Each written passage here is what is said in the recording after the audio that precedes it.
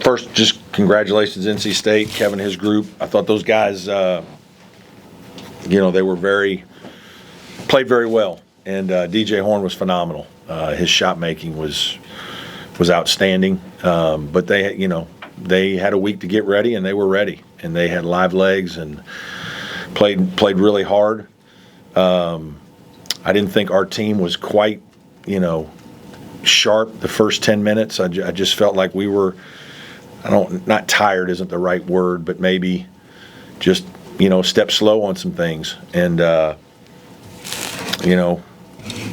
PJ and Ian haven't been practicing much, and I think sometimes it takes a while for those guys to get used to the speed of everything. I think just it's a lot faster, and we looked like that. But then I thought we played very well.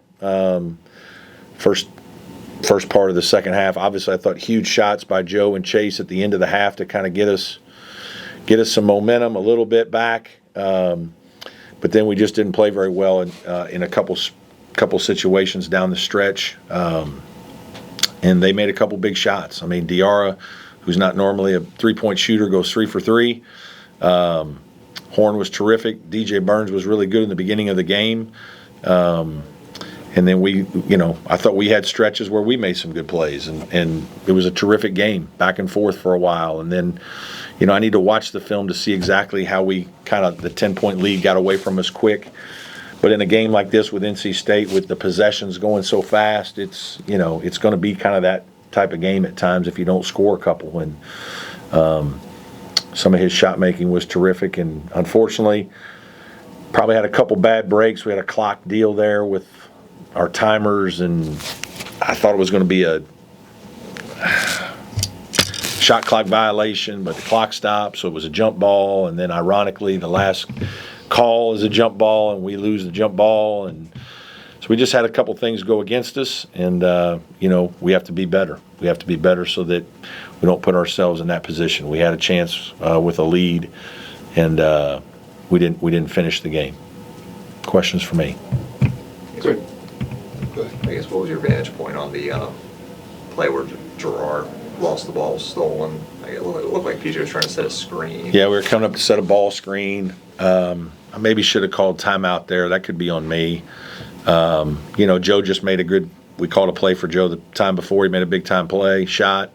So we were trying to keep it in his hands and let him play a little bit. They came up, and I think we're going to trap him maybe as the ball screen was happening, or at least heavy hedge him. And I didn't see all of it. Obviously, there was a reach and some contact, and play went the other way. Coach, were you surprised at all that Coach Keats decided to leave DJ in when he picked up his fourth foul with 6 minutes left? No. You're gonna go with guys that, winning time. You got to go with guys like you're on the road. You need to play those guys. Was there an emphasis on taking the ball at him hard? Once he some, but it's not as easy. They're doing some good things defensively. It's not easy to just move the ball everywhere you want against NC State. They deny a lot of things, make it hard. They pressure you. When we have 11 turnovers, it's not terrible in a game like this. Probably a pretty heavy possession game. We shot 47% for the game, 37%, 38% from three. The stats are eerily similar, right? We have a few more turnovers and a couple more offensive rebounds. It was a lot worse than that in the first half. It's kind of just, again, it's one or two plays that go against you, or a couple big-time shots, and then we're overly critical or overly satisfied with how things went sometimes. Any thought of taking a timeout there? No, and if you go back and look at it, Chase is at the rim. Now, Chase should have dropped it off. Ian is wide open on a drop-off for a layup. But Chase made a great play. He got it in there with speed. They did not do as good a job as Virginia did in the same scenario, and so he got around him and got to the rim, and they came over and contested it hard. It was a good defensive play. Obviously, you're taking it to draw a foul, get to the rim, make a play. Everybody wants to do that against Virginia. We're upset that we shoot a wide open three, and now we're going to second guess a guy going to the rim, And now he could have dropped it off. I think Ian's going to make a layup, and we're probably going to feel a lot better right now. But, Chase made some big-time plays throughout the game. And so you're just putting the ball in a good player's hands, trying to put pressure on the defense, and he certainly did that. He just didn't make the final last play. You feel like he's starting to get a little bit going from the perimeter now? Yeah, I think he's playing pretty well. I tell you, he had a hard time tonight with DJ. DJ was terrific, and our whole team did. We didn't do a good job helping him in ball screens and DHO handoffs on some stuff. But Chase has played some really good basketball here the last 2 weeks. The way he's guarded some guys in our league, he's had the leading score of just about every other perimeter player in the league, and he's done a great job. And he's, you deal with all that, then you're getting hounded on offense, and we want you to make shots, and there's a lot. And, I think he's played very well. Tonight maybe not as good defensively as he has been, but I'm pleased with his play.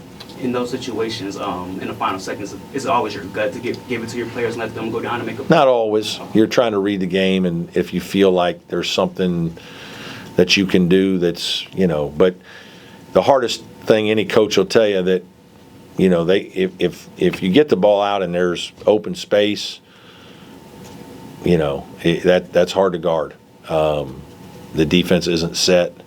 This was even there was even a little more space than Virginia, and there was more time, and that was a difference too. You had a little more time, and at the Virginia game, they kind of knew that, hey, there's really just main thrust and one other thing maybe, but really in this situation, there's enough time that you could have other stuff going on. We really didn't need it. We just, part of the reason they were guarding, the reason Ian was open is his man came over to help, and they didn't rotate down. They were guarding Joe. And so, if they do rotate down, Joe's going to get a wide open three. So Chase just has to make the right read. Brad, what was the explanation on what you thought was a shot clock violation? That we stopped that the shot clock operator stopped the clock with 3.5 seconds, and then it restarted like with 1.5. And so because of that, they had to call it a jump ball. And ironically, the jump balls got us at the end, or helped get us. Your team had 5 turnovers in the last 4.5 minutes after not committing a turnover. Yeah, I need to look and see what exactly all those were. Obviously, the one with Joe right in front of us was a big one. I think we had a good action with PJ and Ian, and he dropped it off, and I think that one got knocked away. And I'm just like, shoot the ball. You guys are you're right there at the basket. Just shoot the ball. Like, we got it exactly where we want it, and they're trying to. I mean, some of that is players, right? Like, there's those dudes who are trying to make good plays, and they're right there, and I mean, you can't fault them on that one. The other ones, I'd have to go back and remember them all. I can't remember them all. I think one of them is probably the turnover on the rebound, right? And then it's a jump ball, so it's a turnover. Well, I mean, that's 2 of the 3 I just told you. Like, those aren't I'm supposed to get mad at my guys for that. Like, that's pretty tough. Now you're a harder coach than I am. Like, I mean, now is it a foul? I don't know, maybe, but those are. Yeah, we sometimes look at stats and they're very misleading on things. You have to really watch the game. Coach, you've talked a lot about motivation after a tough loss like this. How do you get your team motivated to go play a team that maybe handed you a... Yeah, we did. I mean, it's not just playing a team that beat you. Obviously, Georgia Tech had a nice win tonight, I guess. We want to win for us.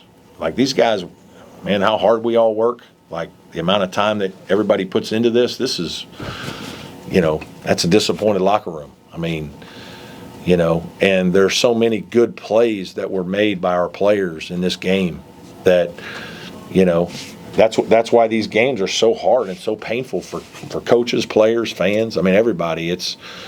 But the players and coaches, I mean, the amount of work that goes into getting ready for a game, the amount of film coaches watch, the amount of time that the players, prepare and put in to get it, and then, 1 or 2 plays doesn't go your way, man. I talk to you guys a lot. It's not easy to fill your tank back up and get ready to go again in 48 hours. That's what's hard, it's not football where you have a week. Like, NC State did have a week. Maybe that helped them a little bit. We all kind of get a break like that. Sometimes you get an extra day and somebody else doesn't. It's kind of just part of it. But, give those guys credit. They were really ready to play and juiced up, and they played very well. And I thought we played well for most of the game. It's, you got to coach your guys. You got to correct mistakes. There's certainly things we got to correct, but, I'm proud of the way our guys competed and a lot of the playmaking and shot making and tough things they did. I guess you talk about, the early struggles. It's just hard to get PJ and Ian kind of into the flow. Like, how do you try to work around that? It's hard. I don't know how to do it. I mean, I can't. There are times we just can't. We can't practice them. I mean, I don't know if they'll make it through the season if we do. And so, you do the best you can. I mean, they're going to have to realize it. We've talked to them about it a little bit, but at the end of the day, just having them fresh and ready to go is, and feeling good is much better. And they're not always going to feel good, and they don't feel good all the time. But, they're giving us everything they have, and obviously we're very appreciative of that. But, I thought RJ, that's where RJ helped us. Thought RJ was live. Thought he was great. Tremendous energy. Live body. Made some really aggressive plays. I was really proud of RJ tonight. Coach, looking at the positives tonight, Yeah. You closed the first half well after being down 8, and Yeah. then you went on a 32-10 run, kind of all simultaneous together. So how do you take those positives and move it to Georgia Tech? Yeah, obviously we'll watch all of it. Like, we're going to watch the whole game, but we're going to watch.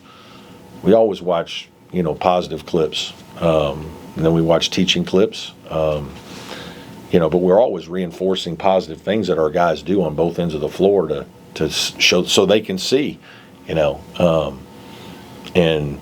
we will do that again for this game. So yeah, I mean, it's and our guys know that. Like, they. Nobody wants to really. We don't want to think about that right now, but that'll be part of the message. Monday. Did you have a good visit with Hunter Tyson? I did, not very long though, unfortunately. But proud of that guy. Obviously, love him to death, and unbelievable ambassador for our university and program, and just it's good to give him a big hug and just tell him how proud of him I am. You talk about how important a week of rest is. Is the double bye in the ACC tournament in the back of your mind at all as you go through? Yeah. Oh, absolutely. Like, I think that's part of why we're all upset today. Is this would have been a big win to push us ahead of maybe what Pat calls the glob, or somebody, one of those guys used to call it the glob, where we're all kind of together. And that's kind of what I'm talking about. I think we have a really good league. I think we have a lot of really good teams, and winning is hard. And, most games come down to a couple minutes, a couple plays, and somebody pulls away at the end. And unfortunately tonight, they made the plays at the end to win.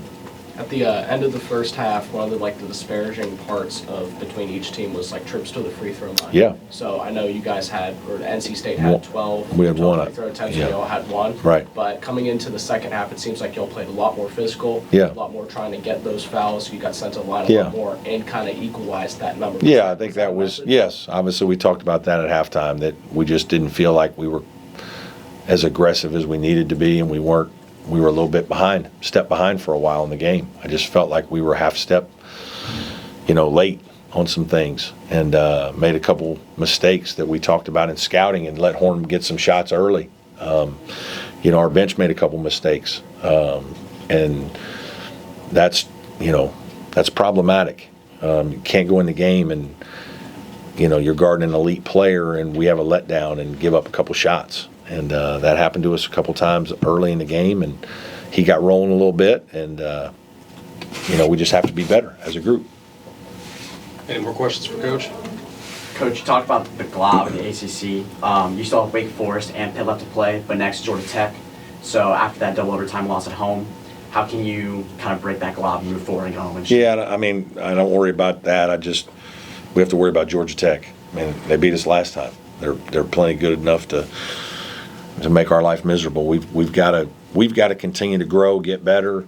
attack things, learn from our mistakes, and if we keep doing that and bringing tremendous energy and togetherness, we'll be fine. Thanks, Coach. Okay. Thanks, Coach.